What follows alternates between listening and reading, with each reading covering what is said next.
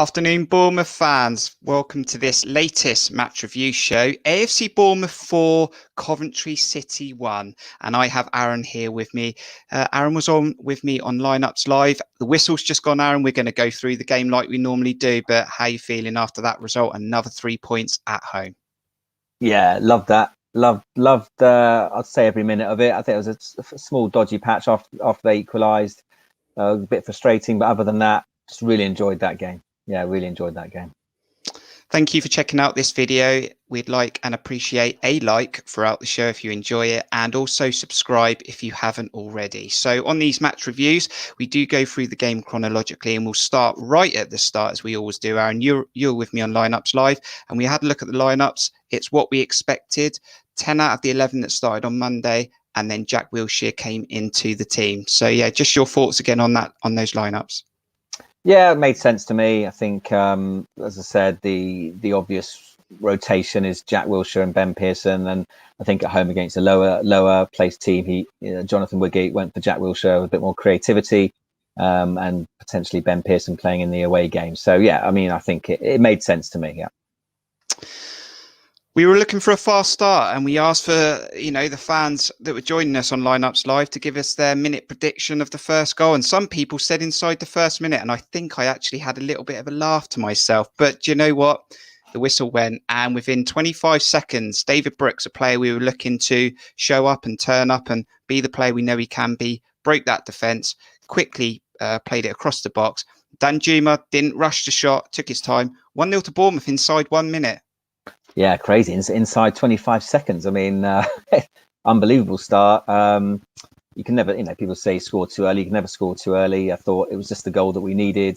Brooksy played a great ball in. I thought the defender might have been able to cut it out, but I'll give the benefit of the doubt. It was perfectly placed. And Arnie, cool customer. He's clinical. And, we said time and time again, he is in that position. He just never misses. And what a fantastic start. I think that was his 6th goal in 9 games at this point, and a great finish to get us going. And Chris Temple said on the commentary that 53 points of the 63 that we've got when we score first, we win the football match. And we thought this might be an easy game after a minute, but a minute later, Coventry would get a free kick, and the game was 1-1. Matty James, I think, on loan from Leicester, or if he's permanent. But yeah, good finish from a free kick. Yeah, I mean, I was either still celebrating or the camera wasn't showing it, but I kind of didn't really see their. I'm not sure how from their kickoff they got straight in behind us. Actually, I'm not entirely sure how that happened, but yeah, Jack gave I'd say needless free kick. It was a silly challenge, and it was a perfect position. Anyone half decent would at least test the keeper and straight in. And initially I was just like, we're basically starting the game all over again. It was criminal to concede. The thing you do after scoring so early on is just see the next few minutes out and manage the game, and to give them that heads up so quickly when I think their heads would have been right down, thinking this is going to be a long afternoon, and it gave them a bit of impetus actually. And yeah, it was annoying, but obviously very early on we start the game again. Any of us that thought the Coventry were going to come here and park the bus was wrong, because they would have another chance inside the 11th minute, and Begovic would save from Walker, I think, down low in the end. But again, Coventry, they were coming here to have a go. Yeah, I think that suited us. We know from this season that teams who come and play will inevitably be picked off, especially the lower ones. So it was brave of Coventry. I think there might have been some thinking, let's give it a real go. We've got nothing to lose here. And let's try and give Bournemouth a bit of a fright, but I think it played into our hands later in the game. But certainly after they scored, I think for that sort of 5-10 minute period, they looked more likely to go ahead, and it was we looked anything but solid at the back for that period. But obviously we'll come on to it later. But for me, that was the only really 10-minute period of the game that we looked anything. We didn't look in control. Other than that, it was fine. But yeah, it was a worrying period. Yeah. Obviously, we want the points, but as a fan, I was enjoying the football match early on. And for the neutral, it would have been a good game to watch as well. And we'll come to the second goal in a minute. But there'll be a couple of chances. The 12th minute, the 15th minute. David Brooks would get the first one from a short corner, right foot just past the post. And then Danjuma would get a chance not long after that, where it slid through to him. It was one of those moments, Aaron, where he needed to almost take the touch to take him straight towards the goal. And he didn't. And it almost ran a bit too wide, which enabled the fullback to sort of get back in position and sort of he dragged the shot wide in the end. Yeah, well, we were creating chances at will. As I said, that the way Coventry played gave us problems at the back, but it meant that we could really attack them at will. And Arnaut and Brooksy, both of them actually were really relishing that space. And Lloyd Kelly and Adam Smith also had some space to move into. But yeah, at that stage, you were kind of thinking, I hope it's not going to be one of those days. But I was still confident that we would get our noses in front, despite missing those chances. But we looked really, really dangerous. And then we would have a chance where Danjuma would get involved again. And a player that Phil Billing, I thought actually was quite quiet in the first 20 minutes, but he started to pick up these pockets of space that he's done previously. And he would link up, I think, with Danjuma. And from a tight angle, Danjuma would get the ball through the goalkeeper, 2-1 to Bournemouth. It was really funny because it was a great move. But when Arnie shot, me and my two boys thought it had been blocked. And we actually went, oh, Arnie, thought it gone up. And then they were started celebrating, so we didn't actually see it go in. So it was a very tight angle. We were kind of moaning at Arnie for not pulling it back to, I think it was Dom or Billing himself had made the run again. So I felt a bit egg on our faces when the ball was let in the net and Arnie was celebrating. But yeah, great 1-2 with Phil Billing, who, as you say, wasn't at his best today, but was influential in many aspects of the game. So yeah, I mean, Arnie's just flying, and everything he touches has turned into goals, certainly today. But it was needed. We needed to get our noses in front. We didn't want the game to drift too long at 1-1 and get frustrated. 13th goal now for Arnaut Danjuma. We'd lead up to half time, but we would try and get that extra goal. Again, Brooksy and Billing would come more proactive, and there'd be a few shots. There was a shot from Brooksy that was straight at the goalkeeper. We couldn't go in 2 goals ahead, so it would be 2-1 at half time, but I felt like we were comfortable at that stage. And I think we had 7 shots, 3 on target, 6 shots inside the box, Aaron. Yeah, it was good to see. It's as I said, we really enjoyed playing against Coventry in both games. They seem to let us have the freedom of the park, which was to their detriment. But yeah, I did feel comfortable, but I would have loved a third. I just never feel comfortable a goal up. And Coventry, actually, the latter part of the first half was sitting back a bit deeper, probably realising they did, if they carried on as they were, we would have ended up getting 4, 5 or 6. So I think they kind of sat back a little bit deeper and thought, maybe their feeling was to stay in the game as long as possible and then go for it again at some stage. But yeah, going in at 2-1, it sounds obvious. Next goal was always going to be important, so we needed to start that second half strongly. I felt like you just said there, more goals in the second half, but I wanted to keep a clean sheet. I was hoping we're going to keep a clean sheet throughout the match, but to keep a clean sheet in the second half is what I was aiming for. The first 5 minutes into the second half, Coventry City were the better team, and we haven't talked much about our defence, but there would be a block from Carter Vickers, but Coventry was still having a go. They were still trying to take something from the game. Yeah, I mean, they had a couple of long throw specialists who were causing us problems, although Asmir dealt with that the longer the game went on and was actually coming to claim it and did really, really well on a number of occasions. But yeah, they definitely started the second half as stronger. We can get out of half for the first few minutes. But I felt, defensively, looking back now, we were generally solid. Obviously, the goal they scored was from a great free kick, which couldn't really do much about, I suppose. But generally, I think all 4 defenders for me had reasonably good games. And as you say, CCV again made his customary couple of important blocks as well. I saw a moment in the match then, and football aside, Pascal would go down with an injury, and we hope he's okay. Just your thoughts on that? He was down a long time. That was cause for 12 minutes to be added on at the end of the match when we get to it. But hopefully he comes out of that and he's okay over the weekend. Yeah, hopefully. Obviously, thoughts with him. Hopefully, it was more precautionary. You've got to be careful in those situations. He obviously came off far worse than Phil Billing did, but you obviously don't like to see that. And yeah, it was a very long stoppage and not great for both teams really to sort of have to wait around. But yeah, hopefully he's fine. So we know how devastating we can be on the counter-attack, Aaron. We were looking for that third goal, and I thought it was going to come in the 63rd minute. Lerma would intercept the ball and we would turn it over. It would then involve 5 players, I think, which would be Lerma, Billing, Smith, Brooks, then back to Billing. And he would dwell on the ball on the edge of the area and he decided, should I go back to Smith? Should I not? And in the end, it sort of just fizzled out and nothing came of it. It was a bit frustrating, but a good counter-attack to that point. Yeah, it was a great move, and I'm not really sure what Phil was doing, to be honest. He kind of just passed it back to their goalkeeper and sort of said, "Oh, forget this move." It was an odd one. As I said, he had his ups and downs today, more ups and downs. It's hard to criticise him because he's been so good recently, and as I said, I still think he put a shift in, but that was a damp end to what was a really, really good move. Yeah. Okay, let's get back to him. Arnaut Danjuma picks up the ball on the halfway line. Premiership class, maybe some will say. He does the fullback with pace, with skill, and then quickly assists David Brooks, crosses the ball and returns the favour that Brooks gave him in the first minute. And Brooks scores a goal. We were looking for Brooks to turn up today, an assist and a goal. This is the Brooks we want. Yeah, I'm delighted for Brooksy to score. It does so much for his confidence coming off that right-hand side. But yeah, big plus to Arnie. Again, a scintillating move down the left, looked up, whipped that cross in pinpoint. And it wasn't an easy finish at all. It's very easy to sky, though, especially I think he was on his wrong foot anyway. But yeah, great to see that nestle in the corner. And I think that gave that was fully deserved on David Brooks's part. Another assist for Arnie and the 2-goal cushion, which, as it turned out, gave us that platform to go on and see the game out quite comfortably. But it was a big moment for a number of reasons, but yeah, we celebrated that one with aplomb. So at that stage, AFC Bournemouth 3, Coventry 1. And do you know what I was expecting, Aaron? Woodgate to call for Pearson and some fullbacks, and he did that. He brought Ben Pearson on for Jack Wilshere. I mean, that change, just your thoughts on that change just to protect the ball and protect the game?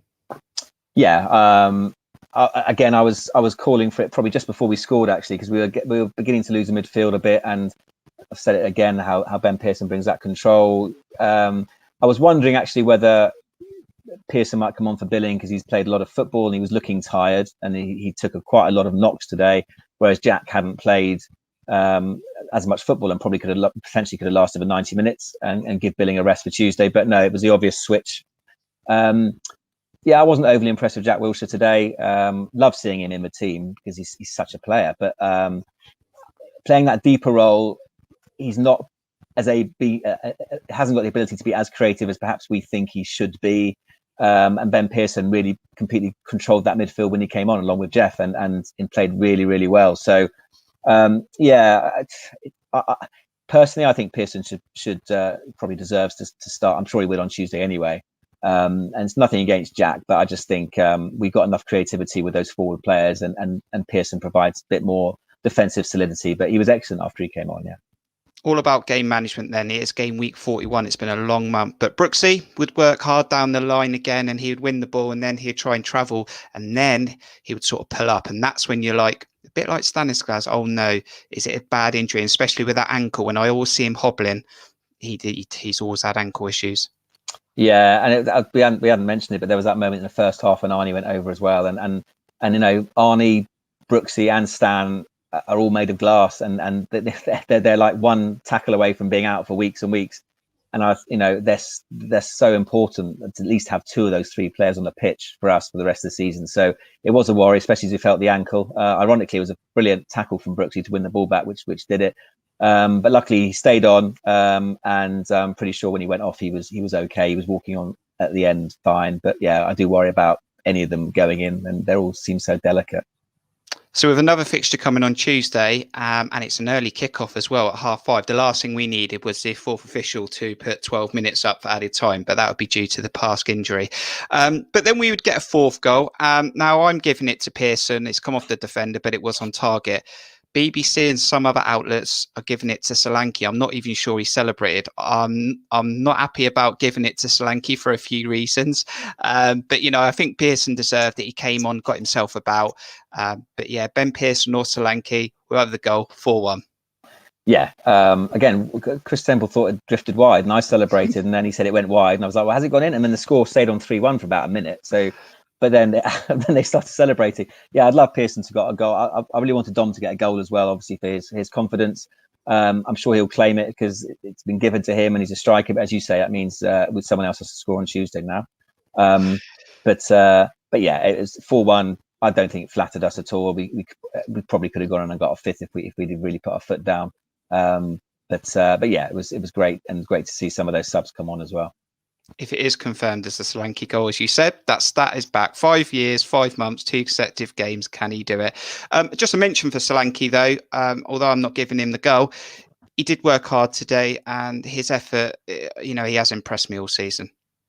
Yeah, his link-up play was good. His hold-up play was good today. And when Arnie and Brooksy are playing like that, then he doesn't look so isolated, and he can do his work a bit deeper and then set them away. So this system works when those wide men are on top of their game, which they were today.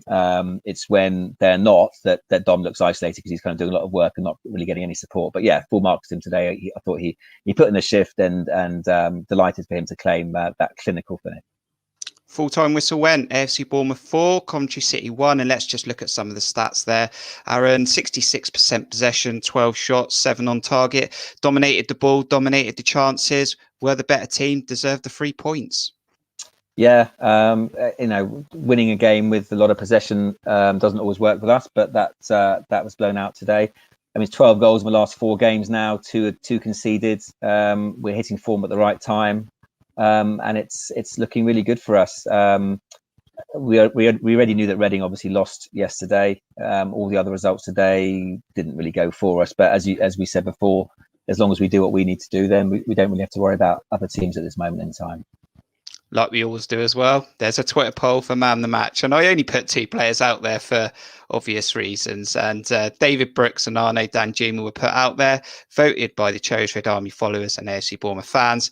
92.6% Arnaut Danjuma. Are you sure they got that right, Aaron?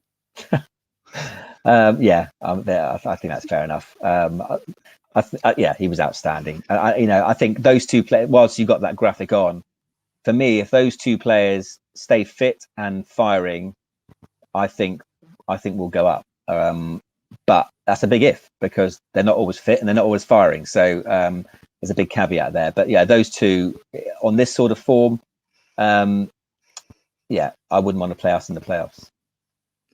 And I know I've only put 2 players in there for the contenders. I mean, do you want to mention anyone else today that potentially deserved Man of the Match? Yeah, I thought Jeff Lerma was great. A lot of work he does. His standard is so high that it often gets overlooked. I thought he was outstanding today.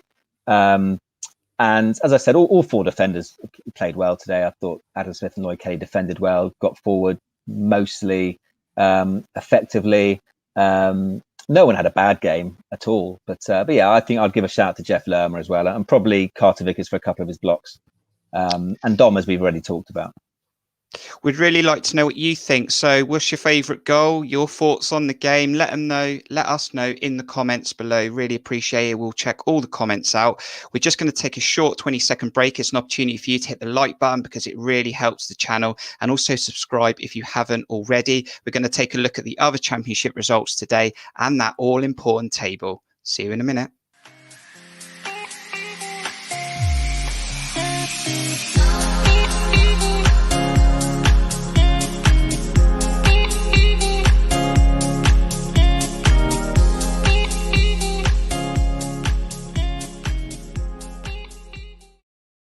The other results today then in the Championship are Millwall 0, Swansea 3, Barnsley 2, Middlesbrough 0, Birmingham 2, Stoke 0, AFC Bournemouth 4, Coventry City 1, Bristol City 0, Nottingham Forest 0, Cardiff 2, Blackburn 2, Derby 0, Norwich 1, Huddersfield 0, Rotherham 0, Preston 0, Brentford 5, QPR 4, Sheffield Wednesday 1, Wickham 1, Luton 3.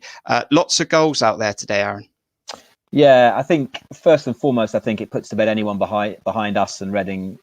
It's extinguished any chances they have. Millwall lost, Middlesbrough lost, Cardiff only drew. So really, we can forget about all the others now. A couple of standouts there. Brentford, don't really want them to start hitting form again now. That would be a bit concerning, especially as realistically Watford and Norwich are up. So Brentford will be with us in the playoffs potentially. And Swansea, good result for Swansea. I'm not overly concerned about them. I don't think they're that good. But yeah, Brentford hitting form is a bit worrying. And Barnsley just keep on going. Any are they going to stop? I don't think so. At this rate, they're going to keep on winning games. So yeah, it's tight. It's a shame that Reading are there. Otherwise, we'd be comfortably in the playoffs by now. But yeah, it's basically 5 teams going for those 4 places. We've always said for a few weeks now, with that game in hand and us starting to win football matches, that we only had to worry about ourselves. And if we continue to win, we'll make the playoffs. And over that game week 41, there's only one loser over the weekend, and that's Reading. They seem to be the only team that dropped points. Yeah, they're not a good weekend for them. And they know that by the time they next play Swansea, which is an interesting one, that we might have another 3 points on the board. Yeah, Tuesday's a really big game now. I keep saying it because obviously today was a big win. That's 4 wins in a row. But with Norwich coming up next week, if we don't get the result we want on Tuesday and lose to Norwich, we could find ourselves out of the top 6 again, which isn't great. So I think Tuesday's really, really big. And if we need it, a nice healthy goal difference that we've added to today as well. Yeah, it's worth an extra point now. No one's going to catch us on that. So yeah, if anyone ends equal with us, then we win that one. Move on to Tuesday then. Let's do a little mini preview of that. Huddersfield, the team we beat 5-0. The first game that we were allowed fans back. I mean, we shouldn't be worrying about this game, surely. I mean, Huddersfield are a struggling team, and it's an earlier kickoff, but we're in form and high in confidence. Yeah, well, they lost 7-0 to Norwich, and they drew 0-0 at home to Rotherham today. So they're not exactly in form. I mean, today they really probably needed that result at home to Rotherham, who are in the bottom 3. So yeah, they're obviously not scoring lots of goals. But again, Tuesday night up north, it's never going to be easy. But if we approach the game in the right manner, I think it really is important that we get the win, obviously, but at least something from the game, because as I said, we don't want to go into that Norwich game if we lose that, which we might not, obviously, but if we do and Reading then beat Swansea, then they're ahead of us again with like 4 games to go or 5 games to go. So we don't want to be in that position. So a win on Tuesday would really somewhat take the pressure off that Norwich game. Obviously, we'd be going all out to get a result, but yeah, it's not going to be easy again. But again, if we approach it like we did today, we should have too much. If the big players turn up, we know this. We said it time and time again. If we turn up on Tuesday, we'll win the game. Final thoughts, Aaron. I mean, something's clearly clicked in the training ground since the new coaches have come in. The players playing to their potential. I mean, could it also be an argument to say that some of these players maybe realise that if they're going to play Premier League football, it's going to be at Bournemouth? I think there might be some of that. I mean, I think I said on the podcast a few weeks ago, one of my rants, that if these players think they're going to get a move somewhere else, they've got another thing coming because they're all underperforming. So that might be something to do with it. I think we have to give credit to the management team and the coaching team. Jonathan Woodgate, Gary O'Neill, Joe Jordan obviously have had some influence. There's no doubt about that. There seems to be more fight and passion, togetherness, camaraderie, and a bit more willingness there. So, without going into a whole issue, whether Woodgate's the right man to lead us forward, whatever division we're in next year, let's park that for a bit and give him some credit, because the way he speaks instills confidence in me, actually, and he obviously is translating that over to the team. So he's doing something right. But I think it's probably a mixture of the two. Yeah, I think players realise that not only that they really can get promoted with Bournemouth if they actually put their foot down. I think they realise that now.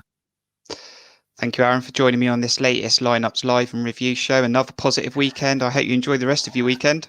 Yeah, I hope so. My boys are playing tomorrow, so hopefully they'll both get wins as well. Thank you to you as well, the Cherries Red Army followers, for joining us on all our latest shows and this review. Please give it a thumbs up and let us know what you think about the game. We move on to Huddersfield. There will be another match preview on Monday, so check that out, and check out Twitter at Cherries Red Army for the details and the timings of that.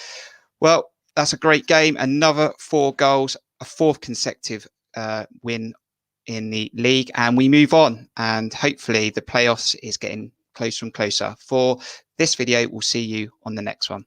Up the Cherries.